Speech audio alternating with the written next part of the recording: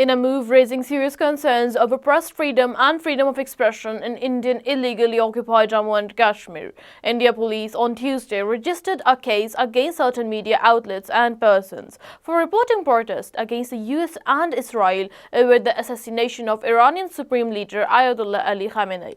According to Kashmir Media Service, details of the specific outlets and individuals they involved have not been disclosed. The case was filed at the Cyber Police Station Srinagar under provisions that have been widely criticized by human rights observers for being used to curb journalistic independence. The police warned that strict legal action they would follow against anyone found involved in what it described as misinformation campaigns.